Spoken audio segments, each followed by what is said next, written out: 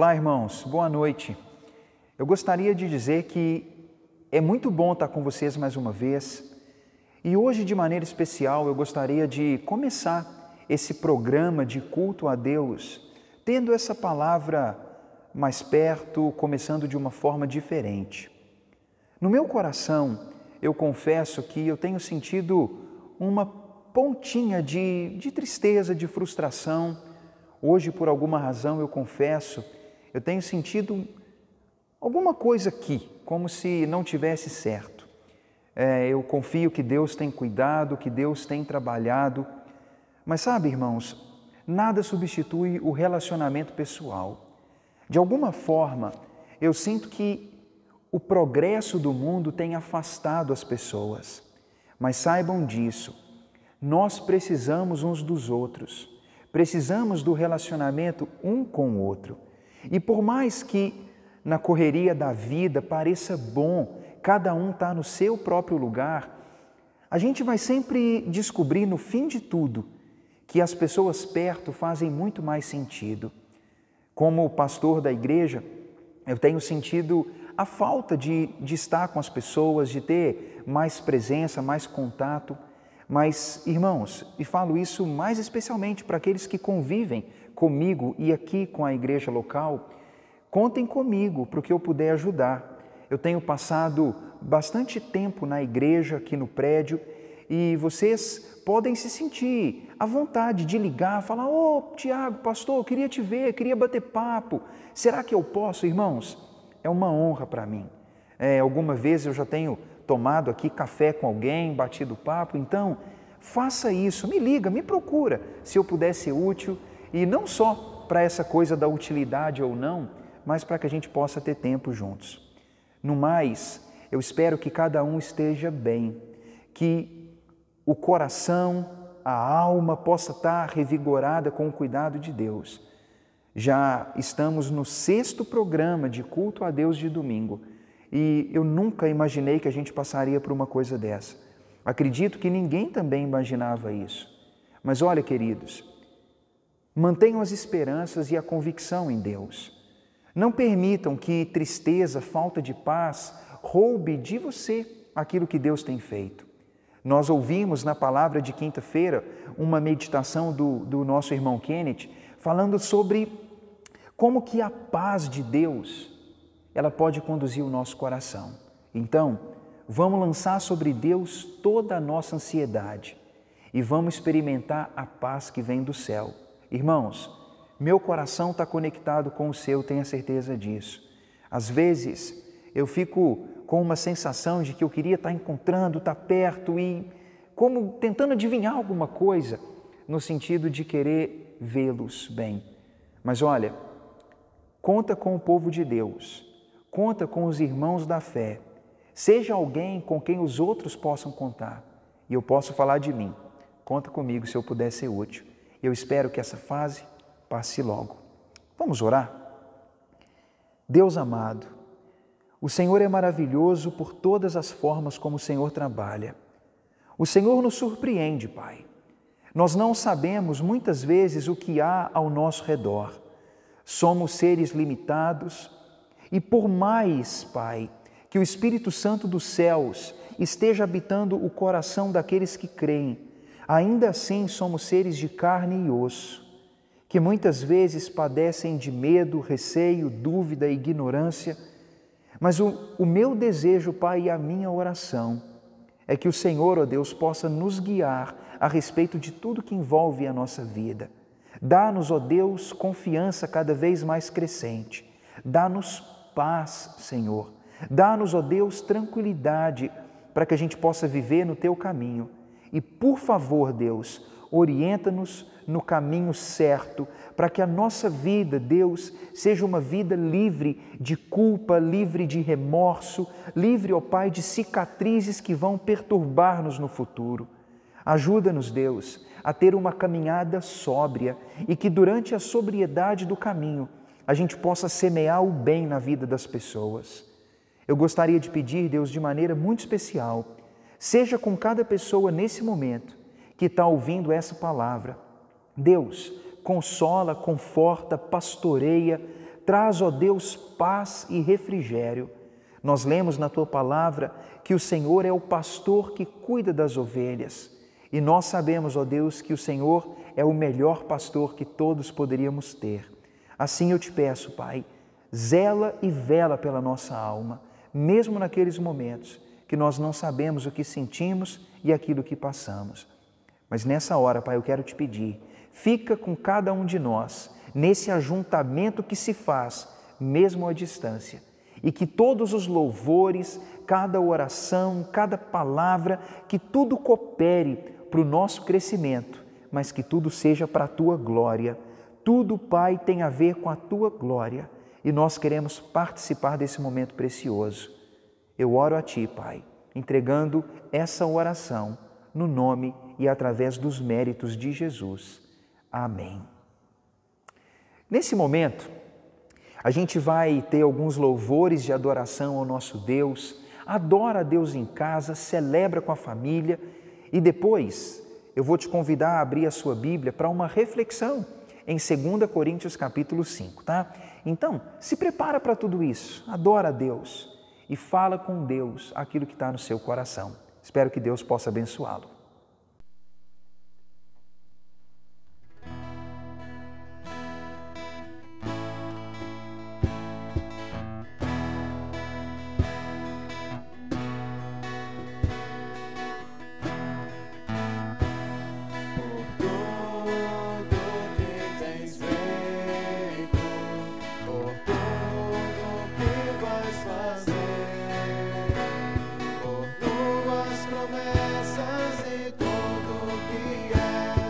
Eu quero te agradecer por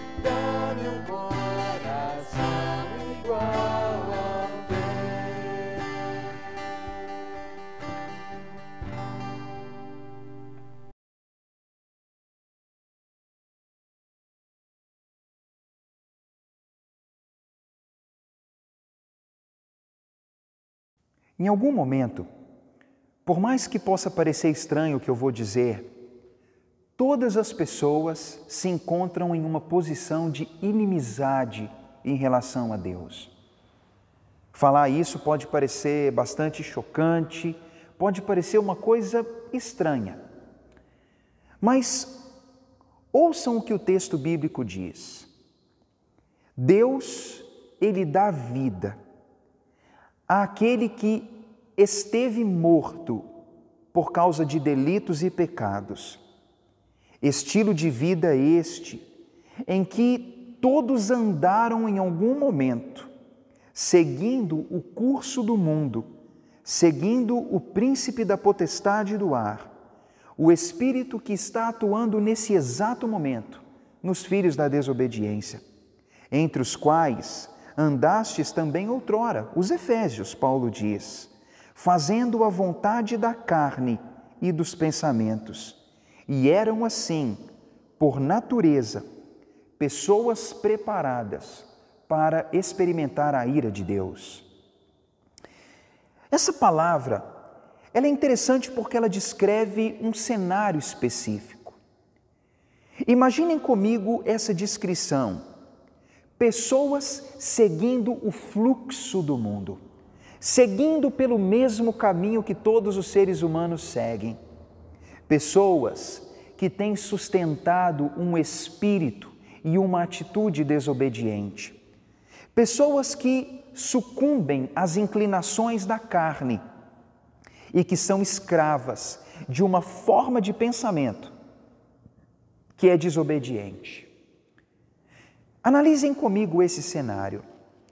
A Bíblia diz que os seres humanos vivem esse estilo de vida.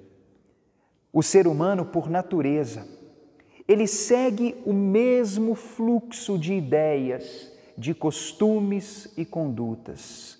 Não se enganem, geração entra, geração sai, e os seres humanos, eles progridem até certo ponto. Mas a natureza humana, as motivações e cobiças humanas e tendências, elas são as mesmas. Em épocas variadas, mediante meios variados, os seres humanos vão mais longe ou não naquilo que praticam. Mas a Bíblia diz que existe um fluxo, como uma corrente de rio, como um rio mesmo, como se ele fosse marcado e traçado por todos os seres humanos que seguem em uma mesma direção.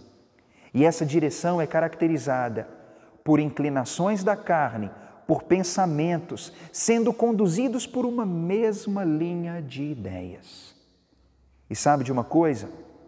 O texto bíblico diz, esse estilo de vida característico, ele culmina em uma manifestação de ira da parte de Deus, como se todo esse fluxo conduzisse as pessoas a um lugar onde ira será praticada, executada, e será a ira do próprio Deus. Alguém diria assim, nossa, mas por que isso? Por que Deus faria uma coisa dessa? Por que será que Deus manifestaria ira em relação às pessoas? A Bíblia diz no livro do Gênesis que Deus criou o ser humano como a coroa da sua criação. Deus criou o mundo, as aves, as plantas, os animais, mas como ato final da criação de Deus, Deus criou o ser humano dizendo, essa é a criação feita à minha imagem, é semelhante à minha divindade. E esse ser humano, essa criação final, ela vai governar e dominar tudo o que anteriormente foi feito. É como se Deus tivesse então criado o ser humano para que ele pudesse agir de forma diferente na criação de Deus. De uma forma que a gente poderia entender isso mais facilmente, Deus deu ao homem, e não só ao homem gênero masculino, mas Deus deu ao homem e à mulher uma posição de destaque na criação, onde o homem pudesse ser a coroa, onde pudesse ser aquela criação que desse um toque especial a tudo, que pudesse orientar, conduzir e cooperar para a estabilidade da criação. Infelizmente, isso não aconteceu. Infelizmente, nós observamos que o ser humano, dia a dia, ele tem ido numa direção onde ele tem sido muito inferior até aos animais. Você vai dizer, nossa, mas que coisa feia. Bem, aqueles que gostam de assistir programas de televisão, rapidamente se admiram, ficam extasiados quando veem a lealdade de alguns animais, ou o comprometimento, ou o trabalho, ou a liderança, ou o foco, ou como que eles são doados, até mesmo a nós, seres humanos. Quando a gente vê reportagens mostrando como que cuidam uns dos outros e zelam dos filhotes e da família, a gente olha e fala, nossa, às vezes até parece que os bichos são mais humanos que os próprios seres humanos. Irmãos, esse é um cenário triste. O ser humano, ele tem seguido um fluxo na história, mas é um fluxo cada vez mais manchado, podre, fétido, sujo mesmo. É como se a linha de ideias pela qual a natureza humana tem seguido, ela é cada vez mais mundana, carnal e maliciosa. E quando nós olhamos para tudo isso, nós vemos uma criação que sofre as consequências das ações humanas. E sabe o que o apóstolo Paulo disse aos Efésios? Por causa disso, dessa natureza, tendência e estilo de vida, é como se a raça humana estivesse em uma posição de inimizade e, em um momento específico, o Deus Criador, que criou tudo perfeito, que deu ao homem grande dignidade, ele executará juízo e justiça e a manifestação da ira de Deus tomará lugar no tempo apropriado. Essa palavra, ela serve de advertência. Quando nós entendemos isso, nós vemos que, infelizmente, eu e você, seres humanos, homens que andam pela terra, nós precisamos admitir que todos nós, por natureza, por nascimento e por tendência involuntária, ninguém precisou ensinar, nós já nascemos com inclinações ruins. Ninguém precisou ensinar para nós o que é fazer birra, o que é ser desobediente. Ninguém precisou ensinar para os homens o que é cobiçar o sexo oposto. Ninguém precisou ensinar para nós o que é mentir para sair de uma situação errada.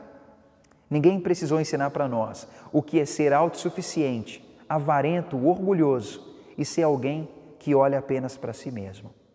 Tudo isso parece que já veio aqui dentro e isso brota automaticamente. Infelizmente, o mundo coopera para que isso possa aumentar e para que isso possa nos dominar. Talvez pessoas que vão ouvir isso não acreditem, mas a Bíblia diz que o diabo, o Deus desse século, o príncipe que atua nos filhos da desobediência e que está agindo nesse mundo, a Bíblia fala que ele é o sedutor dos homens, ele é o tentador, mas ao mesmo tempo o acusador. Ele também trabalha em cima das nossas tendências, de maneira que a gente, quando segue aquilo que já é natural, aquilo se torna cada vez pior. E sabe de uma coisa? Como escaparíamos daquele momento em que, diante de Deus, Ele julgaria e Ele julgará a nossa vida, as nossas ações e, mais do que tudo, o nosso caráter e a maneira como somos. Nessa noite, eu quero dizer para vocês que o homem, por natureza, ele está em uma posição de inimizade perante Deus. Acredite nisso. Não é só pelo fato de que praticamos coisas ruins, mas porque na essência somos ruins. E o fato de que dentro de nós existe uma tendência a praticar o que é errado, essa tendência, ela tem sido manifesta por práticas incoerentes. Logo então, somos inimigos de Deus. Aí eu faço uma pergunta. Você gostaria de colocar a cabeça no travesseiro hoje à noite e dizer assim: sou inimigo de Deus, tudo bem, eu estou numa posição complicada. Eu sei que a Bíblia disse que um dia Deus julgará o mundo. Como diz o texto de Hebreus, horrível coisa é cair nas mãos do Deus vivo. E que Deus um dia, Ele terá um momento em que, como Criador, Ele acertará as contas com a sua criação, principalmente com a coroa da criação, o ser criado à imagem e semelhança. Já parou para pensar? Que terrível imaginar que somos inimigos do Criador? Eu faço uma outra pergunta. Você talvez gostaria hoje de mudar essa relação com Deus?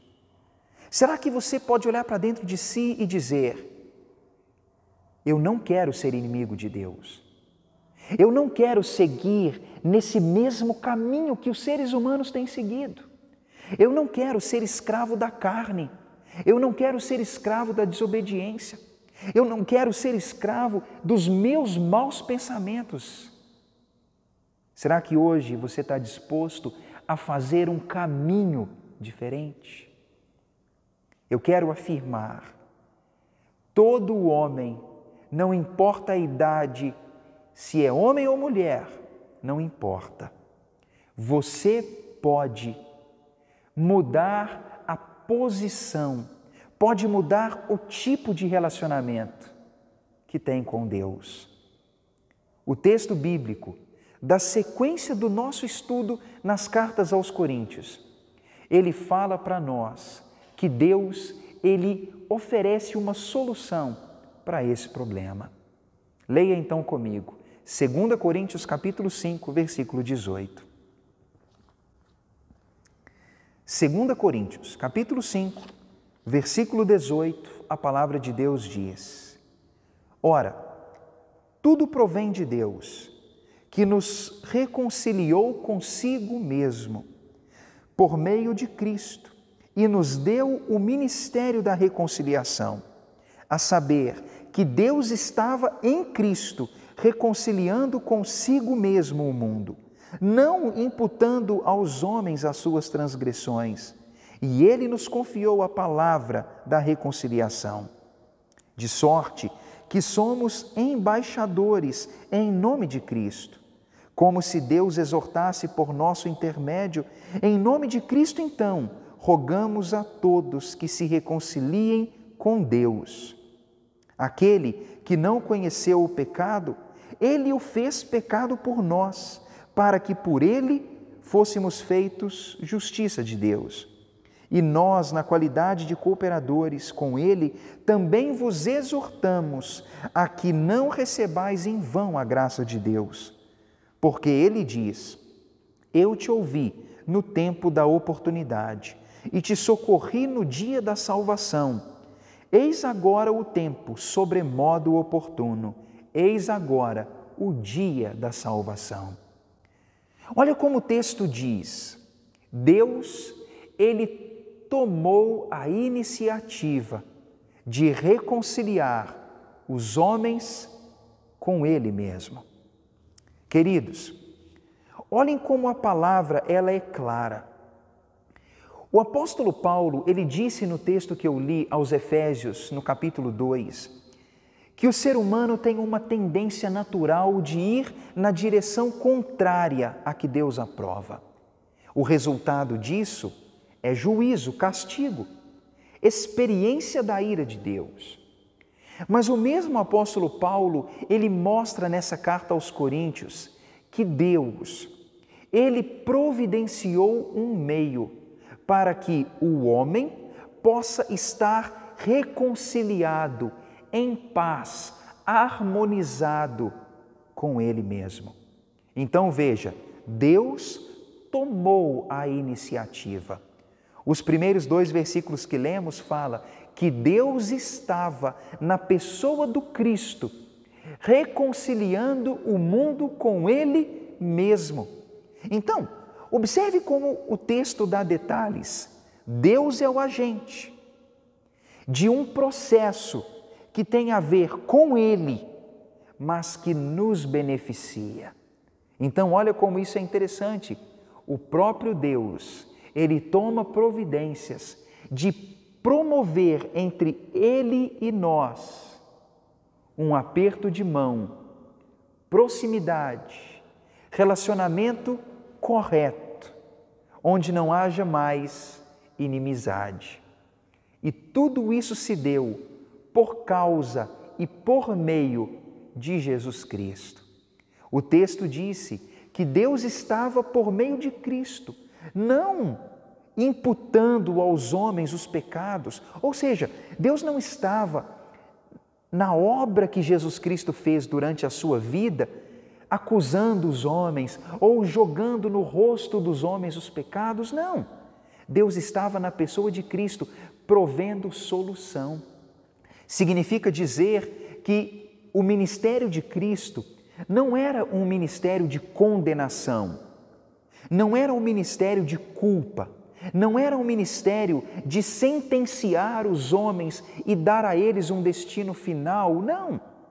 O ministério de Cristo, ele não era de sentenciar, era um ministério de prover meios, prover recursos. E o recurso era, por meio de Cristo, Deus estava oferecendo reconciliação, paz, harmonia, uma forma de homem e Deus se relacionarem de forma correta. Tudo por meio de Cristo. A Bíblia fala, irmãos, no Evangelho de João, capítulo 14. A Bíblia fala na carta de Timóteo, capítulo 2.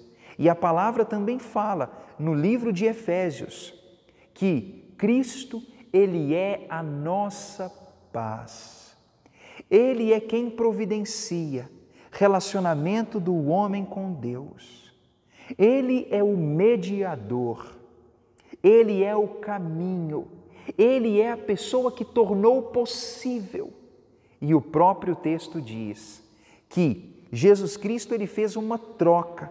Ele fez algo que é surpreendente. Imagine isso. Jesus Cristo, Ele pegou as nossas vestes sujas, colocou sobre si, e as vestes puras e limpas dele, Ele colocou sobre nós. Sabe o que é isso? Ele levou sobre Ele os nossos pecados, como se fossem uma roupa imunda. Enquanto isso, Ele colocou sobre nós vestes limpas, a sua própria justiça. E sabe por que Ele fez isso?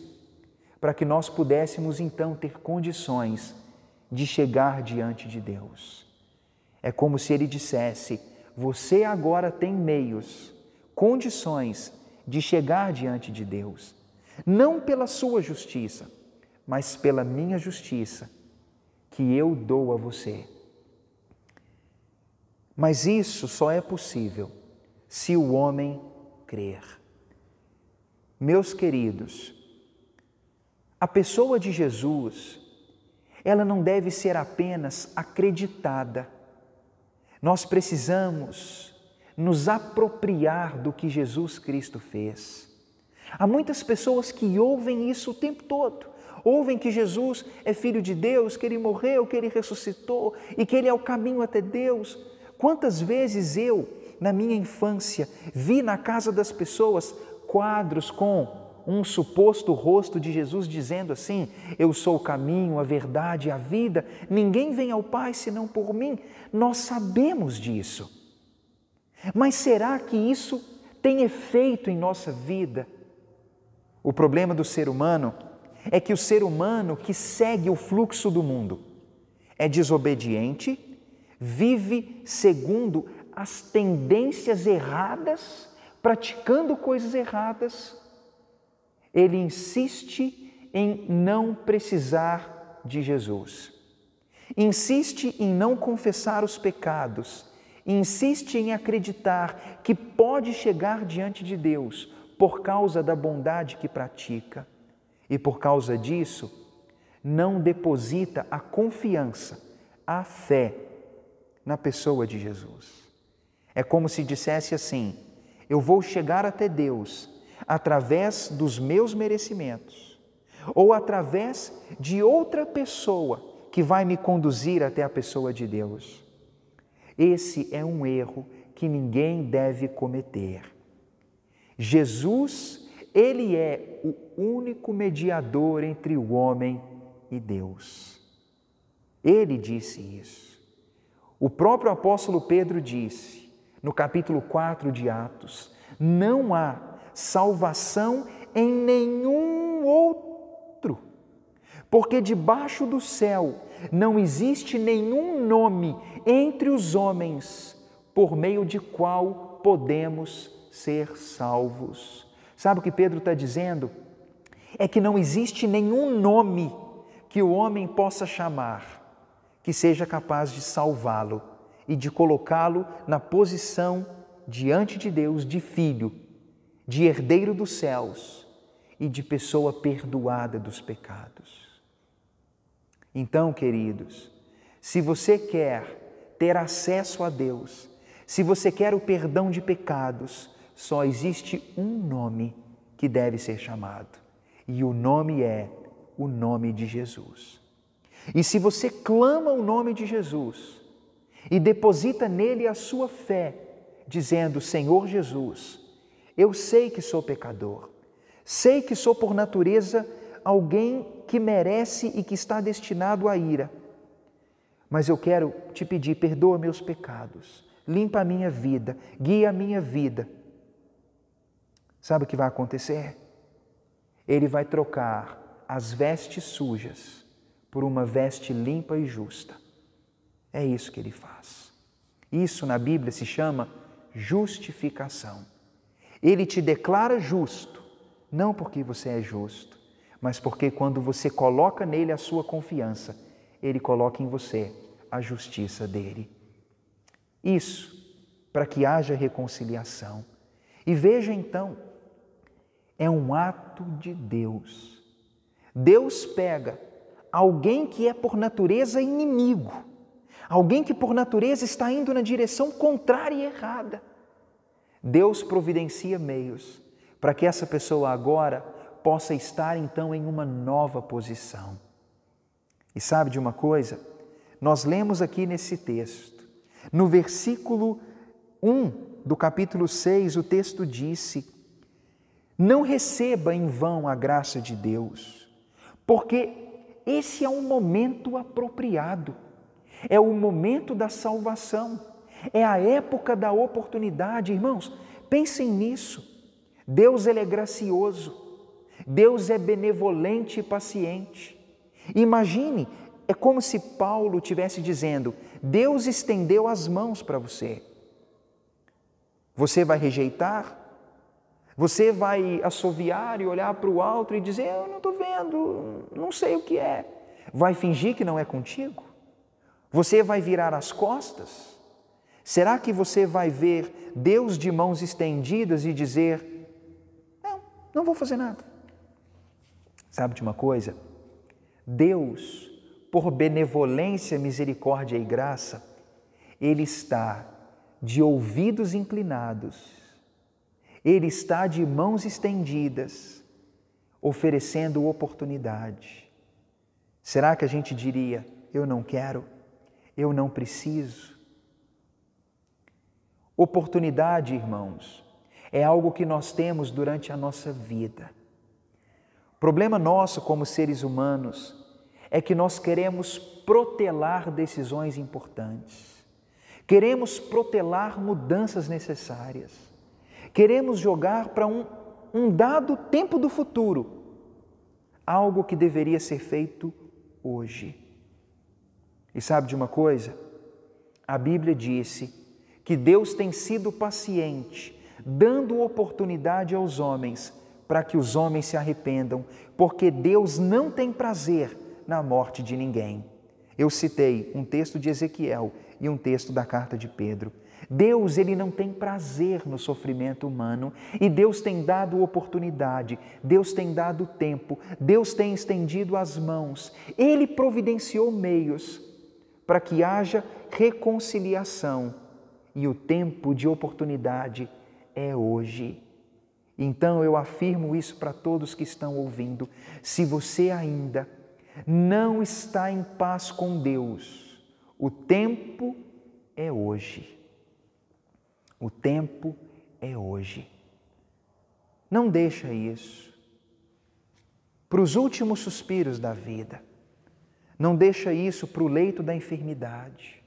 Não deixa isso para quando perceber que a vida está por se romper, como se fosse um frágil fio que vai se partir rapidamente. Tome uma posição perante Deus enquanto é tempo. Reflita sobre quem você é. Reflita sobre quem Deus é. Reflita sobre o que Jesus Cristo fez. E se você tiver que tomar uma posição perante Deus, de confessar pecados e de declarar fé, não adie essa decisão, porque esse é o tempo da oportunidade. O texto, ele fala também que aqueles que se tornam então pessoas em uma nova posição com Deus, eles se tornam trabalhadores em prol dessa causa.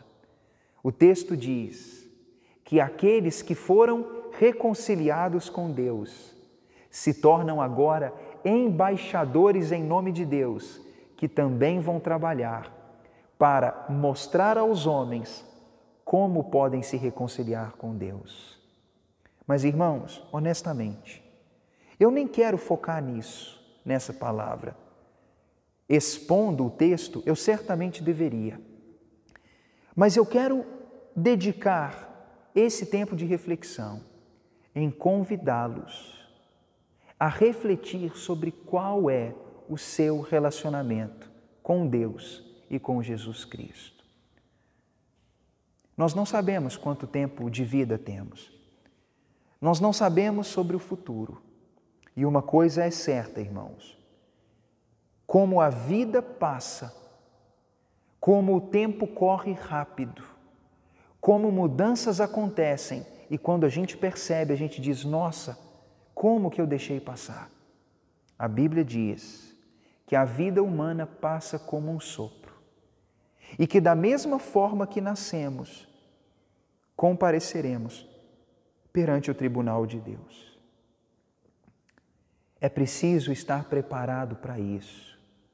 A Bíblia diz, no final do livro do Apocalipse, que João viu que todas as criaturas estiveram diante de Deus e foram julgados. Irmãos, pensem nisso. Imagine como é viver na expectativa de sermos julgados por Deus. Sabe o que João viu? Que os homens foram julgados tendo um critério específico. Aqueles que têm os nomes inscritos no livro da vida, esses foram salvos. Mas aqueles que não têm os nomes inscritos no livro da vida, esses foram condenados. E você pergunta: mas o que é isso? O que é livro da vida? Sabe o que a Bíblia diz? Quando alguém se arrepende, crê e confessa o senhorio de Jesus Cristo, essa pessoa, ela tem o nome inscrito no livro da vida. É como se no ato da fé, da humilhação e da entrega, quando nós nos entregamos a Deus pela fé em Jesus Cristo, é como se Deus pegasse e escrevesse o seu nome em um livro, que é o livro daqueles que herdarão a vida eterna. Essa é a esperança que todos devem ter. O juízo, o comparecimento perante Deus, irmãos, Deus acertará contas com a criação. mas aqueles que têm os seus nomes inscritos naquele livro, esses têm vida. Então, nessa noite, eu quero dizer, para que nós tenhamos essa esperança, nós precisamos mudar o nosso relacionamento com Deus. É preciso mudar o caminho pelo qual estamos andando. Se já não mudamos, é preciso estarmos reconciliados, em paz com Deus, vivendo com a paz de Deus. E tudo isso é possível se confessarmos a Jesus e se pedirmos a Ele que nos limpe dos nossos pecados e nos vista da sua justiça. Sabe o que vai acontecer? Ele nos salvará. Ele mudará a nossa vida. O nosso nome estará escrito no livro da vida. E nós teremos um novo relacionamento com Deus. Olha que mudança curiosa. Pessoas preparadas para a ira podem então experimentar a vida com Deus e a vida de Deus. Tudo isso porque Cristo nos reconcilia com o nosso Criador. Eu quero convidá-lo a um momento de reflexão. Eu gostaria de convidá-lo a pensar. Quem sabe, na correria da vida, você não tem nem mesmo pensado sobre quem é. Talvez nem tenha pensado sobre o que o seu Criador diria a respeito da sua vida. Talvez ainda não pensou direito sobre o que motivava Cristo quando Ele veio a esse mundo, quando Ele morreu naquela cruz e quando Ele dizia que era por você e que era por mim. Talvez você descubra que está vivendo como alguém que não se importa com o que Deus pensa. Talvez possa até dizer, eu sinto que vivo como todo mundo. Eu sou apenas mais um, vivendo a vida como todos os homens, escravo das minhas tendências, escravo dos meus maus pensamentos, vivendo como alguém que vive de qualquer forma. Deus não te criou para isso. Deus não me criou para isso. Irmãos, Deus nos criou para sermos para a glória dEle. Deus nos criou para sermos dEle. Como diz o texto bíblico, tudo foi feito por Ele, para Ele, porque tudo tem a ver com a glória dEle. E se você quiser viver esse estilo de vida, peça a Cristo que reconcilie você com Deus. E se você já é alguém reconciliado, fale dessa mensagem para o mundo. Fale disso para as pessoas. Leve essa mensagem para o mundo. O texto bíblico disse, como embaixador, você pode falar em nome de Cristo. Então, vá até as pessoas e diga para elas, você pode ter paz com Deus. Essa é a mensagem da salvação de Deus. Deus reconciliando o mundo com Ele mesmo. Amado Deus, louvado seja o nome do Senhor. Essa, Deus, é uma reflexão que vem do coração. Eu não sei, Deus, até que ponto essa palavra pode cair no coração das pessoas e produzir efeito. O desejo que eu sei, Pai, que houve no coração de Paulo quando escreveu o que há no meu coração, é que cada pessoa possa ver a urgência, a necessidade de reconciliação contigo. Deus, eu sei que o mundo tem vivido de uma forma muito perversa. E Deus, não é apenas a perversidade, mas a incredulidade, o descaso, a rebeldia. Ah, Deus, mostra-nos o quanto importa termos uma nova posição com o Senhor. Eu creio, Deus, que nós precisamos ser aproximados de Ti por meio de Jesus Cristo. Convence, Deus, cada ouvinte dessa palavra. Convence, Deus, as pessoas que andam nessa terra a respeito dessa palavra. O quanto importa sermos reconciliados com o Senhor. Revela-nos quem somos, Pai, e revela-nos a nossa necessidade. E, por favor, Deus, ajuda-nos a estar contigo. É a minha oração, em nome de Jesus. Amém.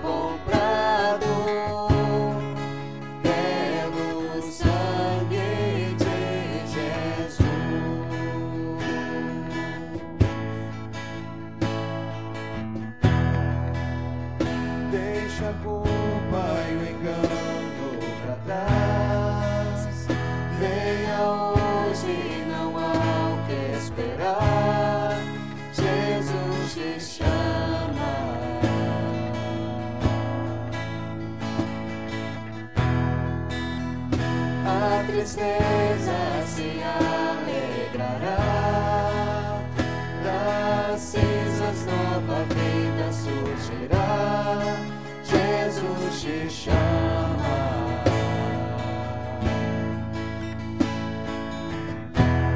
Oh, venha ao altar, aos braços do Eterno Pai, o perdão foi comprado pelo sangue de Jesus. Oh, venha ao altar, aos braços do Eterno Pai, o perdão foi comprado pelo sangue de Jesus.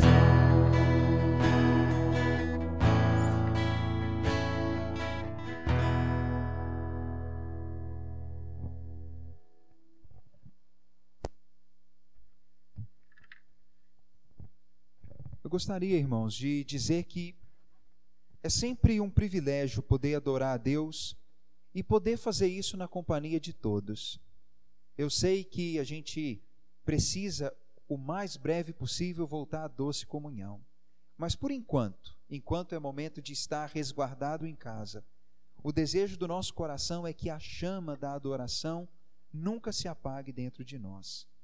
E a minha oração é para que Deus possa conduzi-los em paz e em tranquilidade. Espero que Deus abençoe cada um e que você tenha uma semana abençoada e cheia da presença de Deus.